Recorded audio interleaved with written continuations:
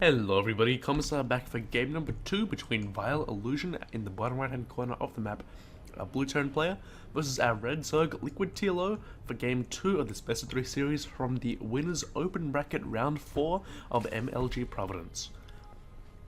Okay, so last game was pretty cool from TLO. He was basically just, he wasn't, well, I don't know if it's unfair to say he's dominant. I think Illusion tried some really aggressive play early on. He was basically banking on doing a lot of damage early on, and I feel like he stayed fairly even, more or less, in the trades that he had. The thing is, he was aggressive, and that was really cool. He put a lot of pressure onto TLO. It did affect TLO a bit. He had to pump out tons of lings before he could go into joining up. But he didn't do any... He didn't really kill any drones. He didn't really shut down. He didn't kill much queens. He didn't kill anything other than lings, really. And that basically meant, I think, he didn't do as much damage as he needed to stay in the game, and I feel like he just fell behind because he fell behind in macro because he hadn't done enough damage with his early build, which of course meant he had a lack of siege tanks. So an early ultras came out from TLO with a very good build by him as well. A very interesting, really unusual build to be getting, say, ultras out not long after the 15-minute mark. It was really hard for Illusion to deal with that early tech. You know, he only had a couple of tanks out when the first ultras are coming out, and there were about 5 of them at the same time.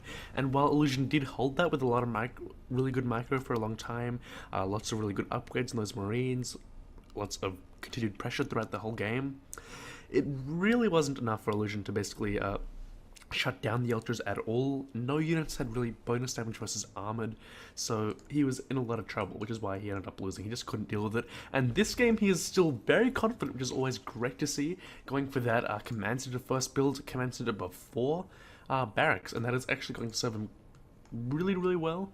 There's no spawning pool here. There's a spawning pool only just starting now after 15 hatch, so yeah, he's completely safe from any sort of early pressure. Is Illusion for now.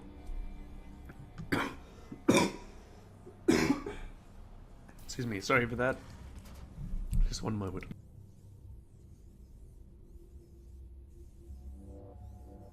Mic for a little bit there, and I do now see Illusion. Yeah, he is going 2 barracks. It looks like 3 barracks wall in here, so he's perhaps going to even be able to apply pressure here. TLO will scout this though, so unfortunately for Illusion, the drone will get straight into his base. So of course the Overlord does mean he knew it was cross positions, as close positions do not exist on this map anymore. In any version, MLG were the first people to introduce that, but at Providence, even Blizzard had that, so not really a factor. And we do now see, yeah, the main being scattered, a lack of gas being seen, but of course when you just get your first few barracks, you're not really going to have gas anyway, so not a big deal. And one thing to note is the supply of Illusion is 19 out of 19. No supply depot has been started yet, so if he is planning to apply any sort of pressure with these 3 barracks, it seems unlikely as he doesn't have the capacity to build marines for a little bit to come. Actually, the supply has finished. Oh, the supply came from the command center. That's interesting. Always have to remember that. Command centers do give you some supply. You don't just think extra supply depots. You don't need extra supply depots when you are going for that fast expansion, really. So, always important to remember that, and I forgot. Okay, so Illusion is now pumping out marines 3 at a time, rallied outside of his base, as opposed to inside, which of course means that he will be able to basically apply pressure if he wants to, and I think he will. I don't think it'll be trying to end the game at all, because he is obviously trying to macro up as his #1 priority.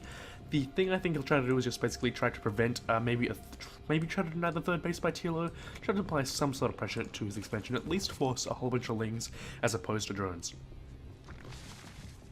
Okay, so TLO, yep, he's got what? Not going heavy queens this game. He's not doing the same sort of build as he did last game.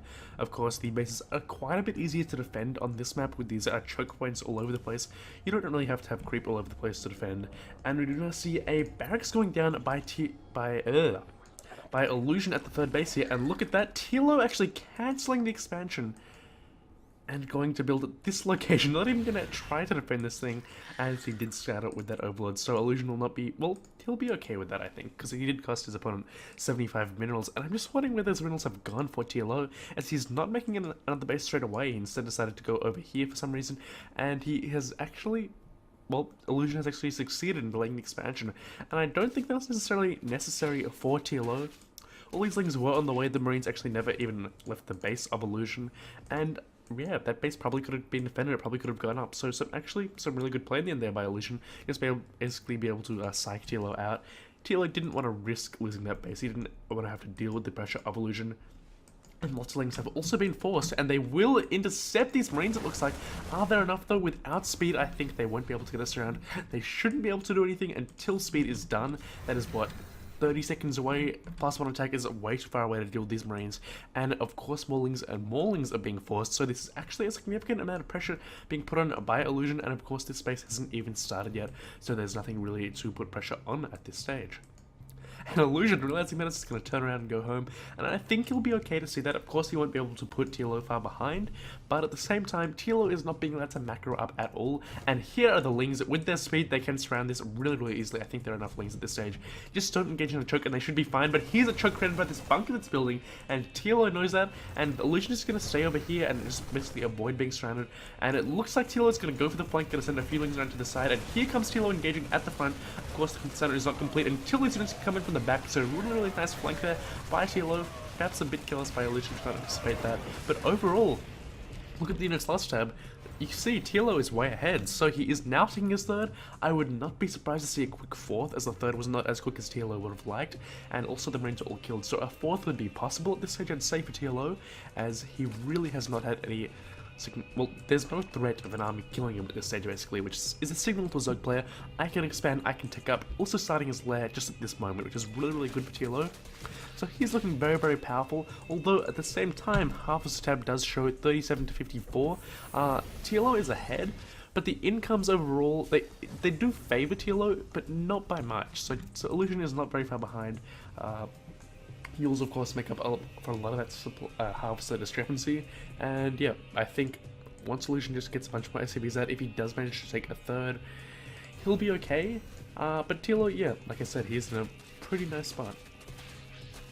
Okay, so it looks like the Overlord is getting a complete scout over here. Gonna see the Tech Lab is doing something, so that says, well, not very much, because you don't expect the Tech Lab to do something unless your opponent is going for mech. Illusion went heavy by last game, so you'd assume he is not going to go mech this game, and he is again getting the reactor before Tech Lab, so Nadivacs before Siege Tanks, so he's again going to be applying similar builds to last game, similar early pressure, and we'll have to see if that works this time, because of course it didn't quite work out last game. This map is actually really good for drops though. There are lots and lots of nice spots to say in the main, tons of little spots like this and this where you can't actually, your buildings won't spot. Overlord positioning could deal with that to an extent, but of course this map does have lots of little nooks and crannies, so drops can be used very effectively. Okay, so we do now see Illusion moving out. He does have Stim and Combat Shield on the way, or sorry, Combat Shield, not Stim, on the way, and killing quite a few links for free there, always a nice little thing to get, and that puts TLO behind in his last tab, but the thing will be this engagement that's about to come up here, and I think enough Marines to kill these links, I think, although more and more reinforcing links are going to get a complete surround here, which is mean that just enough for TLO to do a lot of damage here. It's not actually going to kill the Marines of Illusion, but it's going to make them stim to the point where basically a few more wings could kill off these Marines, and I don't think this will do too much damage. A couple of Overlords were sniped. TLO though was not supply blocked, and yeah, a couple of Lings actually getting a few kills, three kills in one Ling there, very unusual, and yeah, +1 attack is also done for TLO, so he's in pretty good shape again, holding up that attack nicely, coming out, what, a little behind in that engagement because he obviously lost more in Lings than he gained in Marine kills, but not a big deal as he does have a fourth base over here. Like I said, shouldn't be too worried, and he did indeed take that fourth base. Okay, so a big drop coming out via Illusion, and oh, did TLO see that? I don't think he did. He couldn't see the high ground there, but oh, now he sees it. So if he was watching the minimap, he would have seen it, and yes, he did. He's sending Lings out straight away, so TLO knows what is up. He should be sending all of his Lings over here right now as he is to deal with this drop. But sending out a few Lings over here, I like this. That'll allow him to flank the units once they move down the ramp, and here comes the flank, I think, from TLO, shooting from both angles at once, but the upgrades in the Marines are pretty good at 1-1 with Stim and Combat Shield and Medevac healing, and that means you need Banelings as Lings are just not good enough, and so many drones going down here. This is actually so good for Illusion. I'm really surprised that TLO was not better equipped to deal with that. Of course, going for that fourth base does leave you vulnerable to this sort of heavy pressure sort of play, and TLO is going to lose his third base. He does have another third base up, but all of these Lings are not enough, and the Broodlings maybe with the Lings could be enough, but no, it looks like TLO is not even willing to engage here at all. And where are the Banelings is what I'm wondering, because a Baneling nest would have made this so much easier for TLO, but he does not have one. He does have an Infestation Pit. Infestors are on the way, but they were not there quite in time. So a really nice window there for Illusion. No banelings, no infestors yet, and it is going to be cleaned up, I think, now, and it is going to be forced to retreat, but still so much damage, and this is the kind of nook and crannies I said for drops. Up here can allow these Marines to heal up, going to basically be a little safe spot, where an Overlord could spot here, Fungal could go down, yes.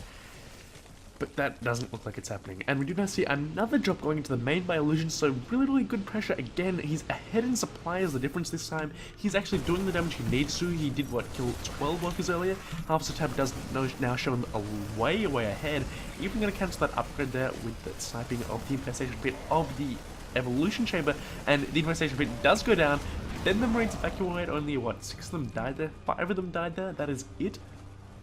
Very cost efficient. Meanwhile, we do see a huge push out here to the now third base. It was sort of the fourth base of TLO, and it is going to go down perhaps if it's focused, but Fungal is cleaning up these Marines to an extent. It looks like it will be a close battle. The middle field's being used to make this so cost efficient for Illusion, and you can see the food count of Illusion is staying way ahead as he is being cleaned up. This is really good for him. He does have a third base being secured as we speak, and he's hoping to catch an SCP transfer with that infestor, but instead going to catch a whole bunch of Marines in the face and just going to be killed off very quickly. So you look at Illusion, he does have, what, 73 harvests, enough to already saturate all 3 bases, so he is looking very pretty indeed. And suddenly, after TLO's great start, he got too confident. I feel like banelings would have made such a world of difference against those Marines. I don't know what you think, but I feel like, say, a few banelings could have denied all of that pressure, but here we now see tanks finally being added on to deal with any sort of banelings that would exist. This base is definitely going to go down. TLO is just going to be restricted back to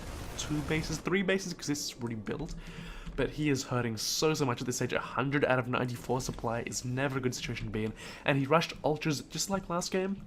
This time though, Illusion did the damage he needed to early on, but here we do see a counter by TLO. This is a really good chance of getting back into the game, but it looks like it will not happen as, yeah, too many Marines all over the place. So, 2 upgrades too, so vital for Illusion's build, so vital to make those Marines almost seem invincible. And here we do see also upgrades going down on the siege tanks before their numbers even get very high, so very good play by Illusion overall. TLO is still looking okay though, as looking at his main, he's okay. That's stretching it a bit. He does have 60 harvests, that means his army is only 30 supply, and that is being cleared out here, as he does have an ultra going down, his lings are going down over here, even a drone, I have no idea what that's doing over here, and will not being killed apparently, as this one ling's also being able to get a little bit of killing done, except there's Medevacs actually dealing with that, which is a little bit funny. So imagine that. So the Ling's padding away all day and can't even get a single SCP kill. So we do now see a bunch of Lings, but no Banelings again. A few Ultras gonna come out on the field as well. But even the Marines alone at this stage in such high numbers, they can deal with this with their upgrades. Gonna kill a few more Overlords just to make reinforcing that little bit harder. And we do now see it looks like this third again. Well, third. It's like the 5th base that TLO's built, but it's going to be taken out in an instant. Look at how fast that Command dies. With their 3 attack upgrades, that's 9 damage. With their attack speed, that is enormous. And Illusion is looking so strong here as the phone goes yet again.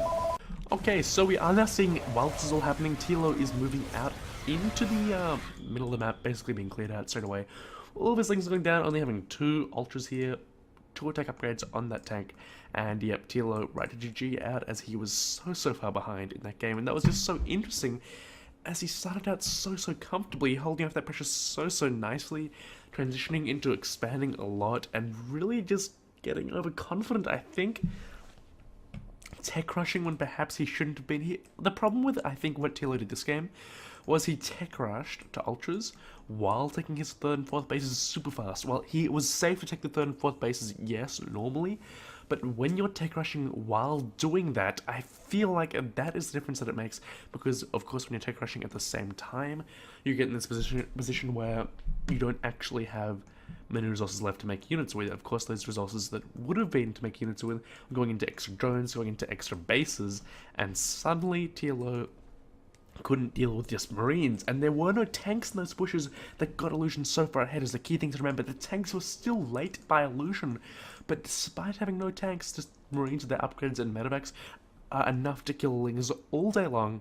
And when all you have is Lings until you go straight to Ultras, even skipping Infestors for the most part, only getting a couple of them out, it's gonna be tough for TLO any day of the week. I mean, it's never a good situation to be in. So Good micro, a good macro by Illusion, good drops all over the place at the same time. Very, very exciting to watch this series. So much action all over the map. First game it was TLO, with Illusion to an extent. This game Illusion's been dropping everywhere. So hope you enjoyed this game. Going into game number 3 should be very exciting, as it's been a very close series so far. We've seen the same builds coming out by both players twice. We'll see if one player decides to mix it up a little bit and maybe see a bit more of eOnZerG instead of just seeing his Terran all the time. So it's pretty exciting to watch, I think, and I hope you enjoyed it, and I'll see you in game number 3.